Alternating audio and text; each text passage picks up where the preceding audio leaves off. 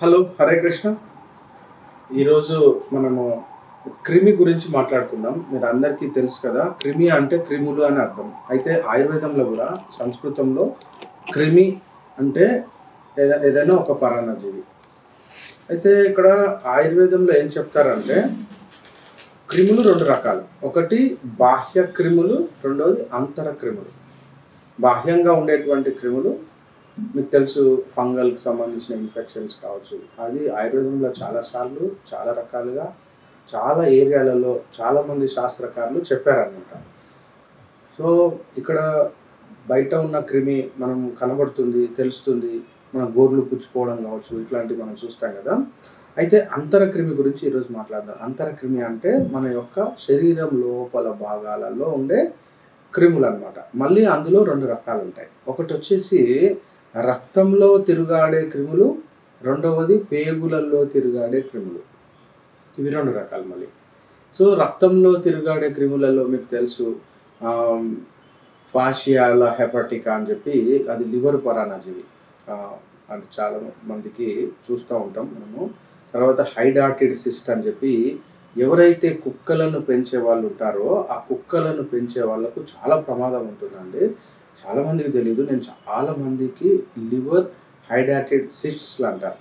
అంటే కుక్కలను పెంచేవాళ్ళు ఎలా అంటే అవి దగ్గరగా వస్తాయి.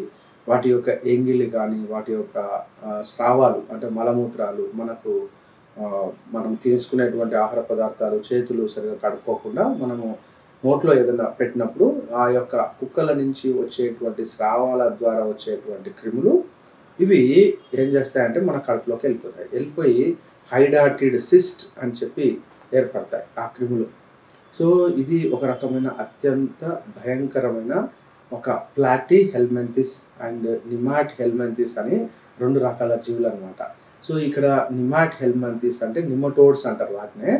సో, ఈ కుక్కలలో ఉండేదాన్ని హైడాటిడ్ నానా అంటే హైడాటిడ్ లెపిస్ నానా అంటాం. సో, దీని యొక్క శాస్త్రీయ నామం. ఇది ఏం చేస్తుందంటే బ్రెయిన్‌లోకి వెళ్ళిపోయిందనుకోండి, బ్రెయిన్‌లో హైడాటిడ్ సిస్ట్ అంటే బ్రెయిన్‌లో ట్యూమర్స్ కలుగజేస్తుంది.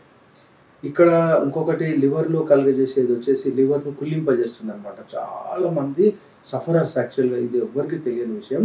కుక్కలను పెంచేవాళ్ళు వాళ్ళ యొక్క ఎంగిలి అంటే కుక్కల యొక్క ఎంగిలి మనం తినడము, లేకుంటే మన ఎంగిలి కుక్కలు తినడము, ఇలా ఎంగిలి ట్రాన్స్‌ఫర్ అవుతుంది కదా!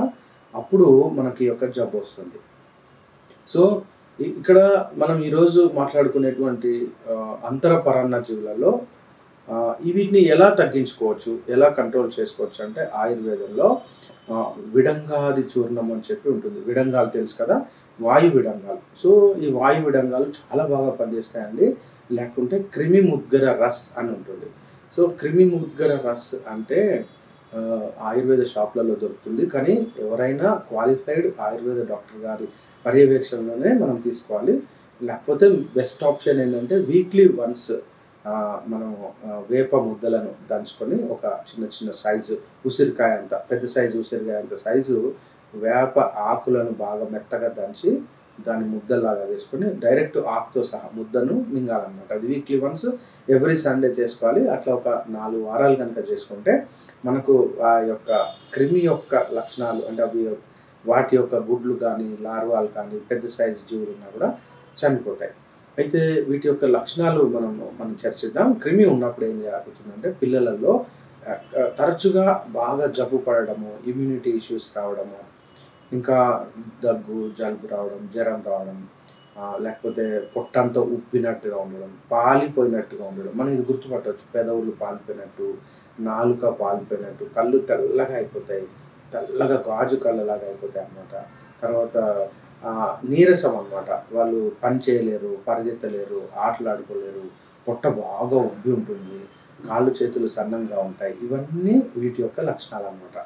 సో, వీటిని కొంతమందికి జ్వరాలు కూడా వస్తుంటాయి. మనం దీన్ని అబ్జర్వ్ చేసి మనం డీహెల్మెంతి అంటే డీవార్మింగ్ అంటారు. సో, ఈ డీవార్మింగ్‌కు ఆయుర్వేదంలో క్రిమి ముద్గర రస్ కానీ, క్రిమి కుఠార రస్ అంటే మామూలుగా మన ఆయుర్వేద వైద్యుల పర్యవేక్షణలో తీసుకోవాలి. మనం ఇంట్లో మాత్రం ఖచ్చితంగా వేప ఆకుల యొక్క దంచి కషాయాన్ని అంటే మెత్తగా దంచి కల్కం అంటే ముద్దలాగా మింగడం. రెండోది వాయు విడంగాల చూర్ణం దొరుకుతుంది. వాయు విడంగాలు తెచ్చి దంచి పౌడర్ చేసుకొని ఒక 2 గ్రామ్స్ వరకు మామూలుగా పిల్లలందరికీ 2-3 గ్రామ్స్ తేనెలో కలిపి మింగిపించాలి. ఇది డైలీ చేయాలండి. ఇది ఒక 1 వీక్ వరకు చేయొచ్చు వాయు విడంగాలు. ఇంకా బెస్ట్ ఆప్షన్ పసుపు ముద్ద కూడా. పసుపుని తీసుకోండి, కొంచెం తేనెలో కలపండి, ఒక ముద్దలాగా చిన్న సైజు ఉసిరికాయ అంత సైజు ఒక 1 వీక్ కనుక రెగ్యులర్గా తీస్తే మనకు ఈ యొక్క క్రిమి అంటాం కదా, డీవార్మింగ్ చేయడం మనం చేయొచ్చు. హరే కృష్ణ.